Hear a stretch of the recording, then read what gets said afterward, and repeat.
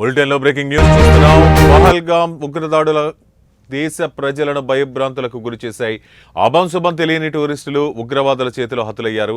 మతం ముసుగులో మానవత్వానికి మచ్చ తెచ్చిన ఉగ్రముఖల చర్యను దేశ ప్రజలు, నాయకులతో పాటు ప్రపంచం కూడా ఖండించింది. ఇలాంటి దాడులు పిరికి చర్యలుగా, ఇవి పాక్ ప్రతీకార చర్యలేనని చాలా మంది విమర్శించారు. ఈ ఉగ్రదాడుల వెనక పాక్ హస్తం ఉందని స్పష్టంగా తెలుస్తున్నా మరోసారి పాకిస్తాన్ దొంగ నాటకాలు ఆడుతోంది.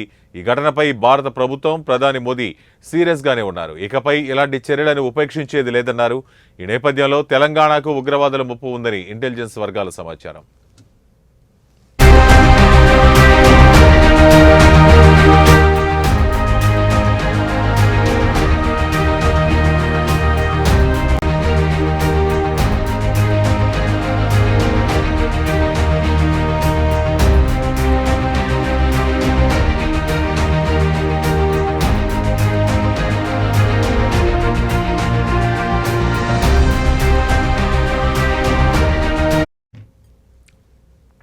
దీంతో తెలంగాణలో హై అలర్ట్ ప్రకటించారు. కేంద్ర నిఘా వర్గాల హెచ్చరికలతో పోలీస్ శాఖ అప్రమత్తమైంది. హైదరాబాద్ సహా ఉగ్రవాద ప్రభావిత రాష్ట్రాలు మరింత అప్రమత్తంగా ఉండాలని కేంద్రం హెచ్చరించింది. దీంతో కట్టుదిట్టమైన భద్రతా ఏర్పాట్లు చేయడానికి ఆయా ప్రభుత్వాలు ఇప్పటికే చర్యలు ప్రారంభించాయి. ఎవరైనా అనుమానంగా కనిపిస్తే, ఎక్కడైనా కొత్త వ్యక్తులు సంచరిస్తున్నట్టు తెలిస్తే పోలీసులకు సమాచారం అందించాలని కోరుతున్నారు అధికారులు.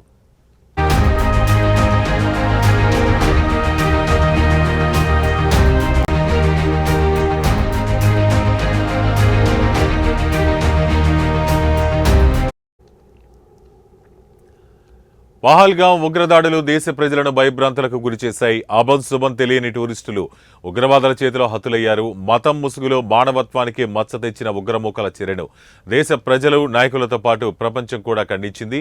ఇలాంటి దాడులు పిరికి చర్యలుగా, ఇవి పాక్ ప్రతీకార చర్యలేనని చాలా మంది విమర్శించారు. ఈ ఉగ్రదాడుల వెనుక పాక్ హస్తం ఉందని స్పష్టంగా తెలుస్తున్నా మరోసారి పాకిస్తాన్ దొంగ నాటకాలు ఆడుతోంది. ఈ ఘటనపై భారత ప్రభుత్వం, ప్రధాని మోదీ సీరియస్ గానే ఉన్నారు. ఇకపై ఇలాంటి చర్యలను ఉపేక్షించేది లేదన్నారు. ఈ నేపథ్యంలో తెలంగాణకు ఉగ్రవాదుల ముప్పు ఉందని ఇంటెలిజెన్స్ వర్గాల సమాచారం. దీంతో తెలంగాణలో హై అలర్ట్ ప్రకటించారు. కేంద్ర నిఘా వర్గాల హెచ్చరికలతో పోలీస్ శాఖ అప్రమత్తమైంది. హైదరాబాద్ సహా ఉగ్రవాద ప్రభావిత రాష్ట్రాలు మరింత అప్రమత్తంగా ఉండాలని కేంద్రం హెచ్చరించింది. దీంతో కట్టుదిట్టమైన భద్రతా ఏర్పాట్లు చేయడానికి ఆయా ప్రభుత్వాలు ఇప్పటికే చర్యలు ప్రారంభించాయి. ఎవరైనా అనుమానంగా కనిపిస్తే, ఎక్కడైనా కొత్త వ్యక్తులు సంచరిస్తున్నట్టు తెలిస్తే పోలీసులకు సమాచారం అందించాలని కోరుతున్నారు అధికారులు.